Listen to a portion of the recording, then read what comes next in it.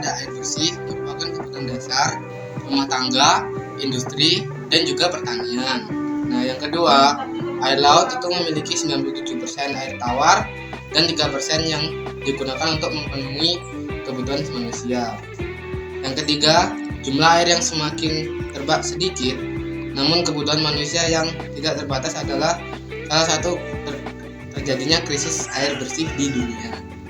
Krisis air ini terjadi karena ulah manusia itu sendiri. Yang pertama yaitu karena pencemaran limbah pabrik yang terjadi oleh karena manusia, salah satunya. Yang kedua, membuang sampah sembarangan, dan yang ketiga itu kelemahan dalam pengelolaan air, yaitu menggunakan air secara berlebihan. Nah, krisis ini juga terjadi tidak hanya ada di negara Indonesia saja, melainkan ada di beberapa belahan dunia. Oleh karena itu, krisis air ini terutama permasalahan global ini harus ditangani dengan tepat dan cepat. Solusi krisis air bersih. Dalam mengatasi masalah ini, kita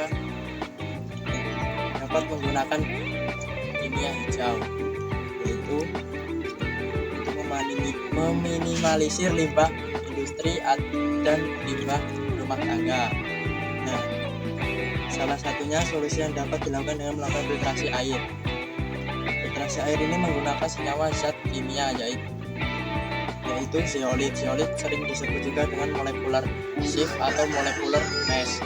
Lalu perannya penyaringan zeolit mampu menyaring kaloid yang mengakibatkan air menjadi keruh. Yang kedua, meningkatkan kualitas air.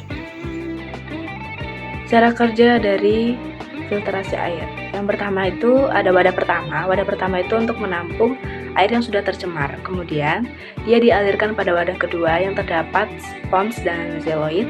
Di sini mereka menyaring endapan kotoran yang membuat air itu menjadi keruh. Kemudian ada ijuk yang berfungsi untuk menyaring kotoran halus, di mana kotoran itu tidak tersaring pada penyaringan sebelumnya.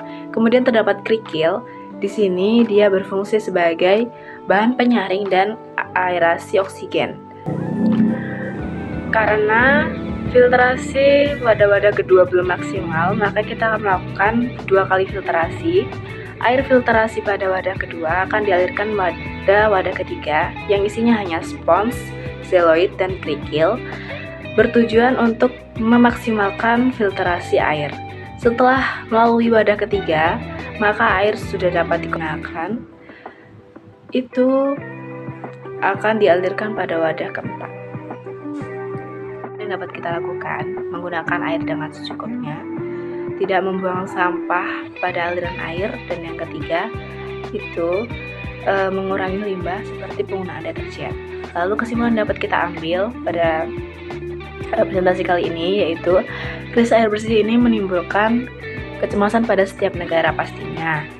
Maka dari itu kita seharusnya membawa damai di dalam kekhawatiran tersebut. Kita dapat melakukan tindakan kecil untuk menjaga air yang sudah Tuhan sediakan dan mengajak orang di sekitar kita untuk melakukan hal yang sama seperti kita.